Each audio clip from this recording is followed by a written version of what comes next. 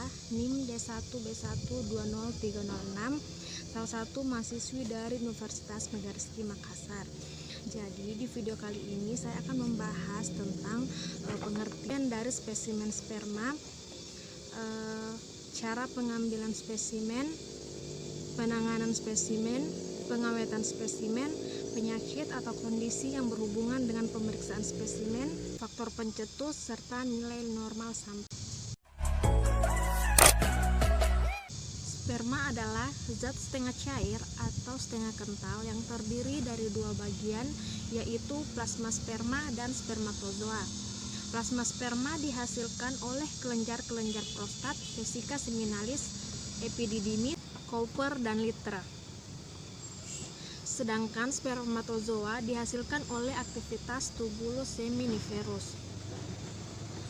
Sel ini mempunyai ukuran panjang keseluruhan 50-60 mikrometer, di mana terdiri dari 3 bagian: kepala, bagian tengah atau leher, dan ekor. Dimensi kepala dengan panjang 4-5 mikrometer, lebar 2,5-3,5 mikrometer, dengan rasio antar panjang dan lebar yaitu 1,50-1,75. Sperma dewasa terdiri dari 3 bagian, yaitu kepala, bagian tengah, dan ekor. Kepala sperma mengandung nukleus. Bagian ujung kepala ini mengandung akrosom yang menghasilkan enzim yang berfungsi untuk menembus lapisan-lapisan sel telur pada waktu fertilisasi. Bagian tengah sperma mengandung mitokondria yang menghasilkan ATP sebagai sumber energi untuk pergerakan sperma. Ekor sperma berfungsi sebagai alat gerak. Cara pengambilan spesimen: yang pertama, tidak melakukan aktivitas seksual selama 2-4 hari sebelum pengambilan spesimen. Yang kedua, gunakan tempat penyimpanan spesimen yang bersih dan kering dengan rapat untuk mengumpulkan sampel. Yang ketiga, ambil spesimen sedekat mungkin dengan jadwal aktivitas seksual Anda yang biasa. Keempat, hindari penggunaan pelumas apapun ketika pengumpulan spesimen. Yang kelima, setelah spesimen diambil, tutup tempat penyimpanan spesimen dan tuliskan waktu pengambilan spesimen pada tempat tersebut. Untuk mempertahankan spesimen pada suhu tubuh sementara Anda membawanya, bawa di bawah lengan atau dekat dengan dada. Spesimen harus dianalisis dalam 1 jam setelah pengambilan. Sebaiknya dilakukan secara masturbasi, tidak dianjurkan coitus interruptus atau pemakaian kondom. Ditampung dalam botol terbuat dari gelas bermulut lebar dan bertutup gelas. Spesimen yang ditampung harus seluruh ejakulat atau jangan sampai tumpah. Jika ada yang tidak tertampung, harus disebutkan bagian ejakulat yang mana yang tidak tertampung. Bagian pertama ejakulat mengandung spermatozoa dan cairan prostat. Penanganan sampel: yang pertama, segera setelah sperma ditampung, maka sperma harus secepatnya diserahkan kepada petugas laboratorium. Hal tersebut perlu dilakukan karena beberapa parameter sperma mempunyai sifat mudah berubah oleh karena pengaruh luar.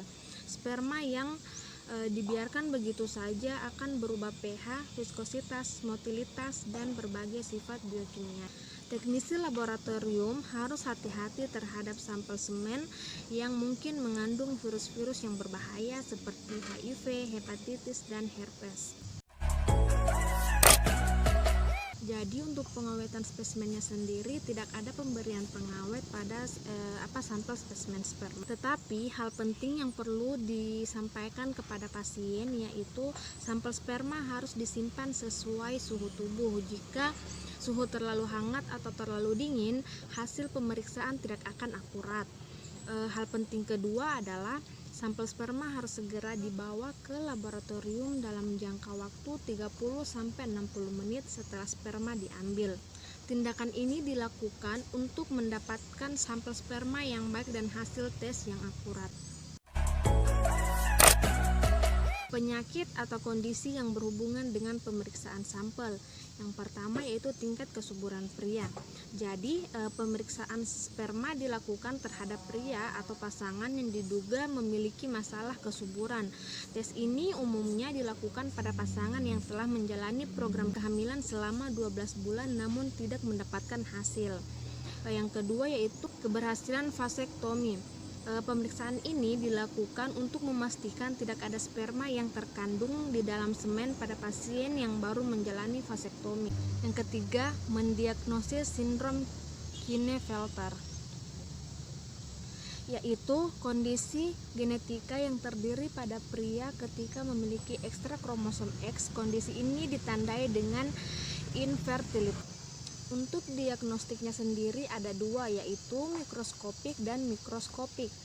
Mikroskopik yang pertama yaitu volume, pH, bau, warna, likuifaksi, dan viskositas. Untuk mikroskopik, jumlah sperma, pergerakan sperma, morfologi, perhitungan sel bulat. Untuk pengobatannya sendiri, yang pertama yaitu mengonsumsi makanan sehat.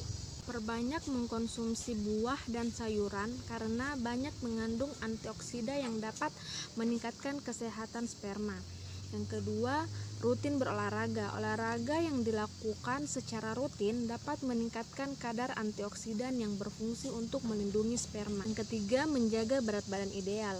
Peningkatan indeks massa tubuh sering dikaitkan dengan penurunan jumlah dan pergerakan sperma.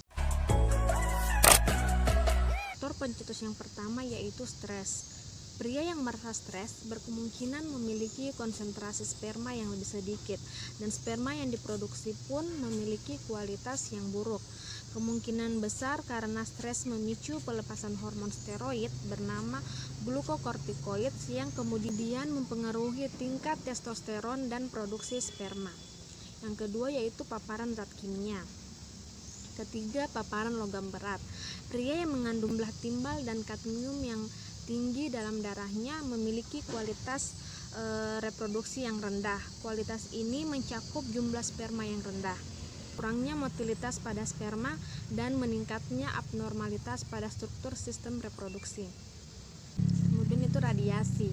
Radiasi dalam skala rendah tetapi secara kronik akan mengalami kerusakan yang lebih besar dibandingkan dengan pencemaran akut. Radiasi pada intensitas tinggi terbukti berbahaya karena kemampuannya untuk meningkatkan temperatur tubuh secara drastis dapat merusak jaringan. Ada juga yaitu radikal bebas dan infeksi.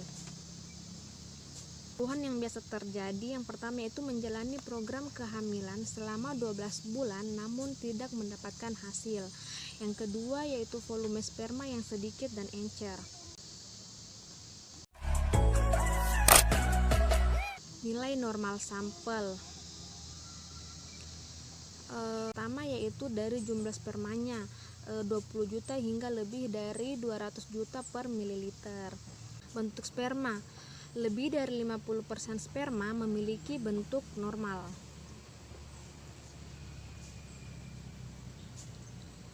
Untuk pergerakan sperma, lebih dari 50% sperma bergerak secara normal 1 jam setelah ejakulasi dan skala pergerakan sperma 3 atau 4.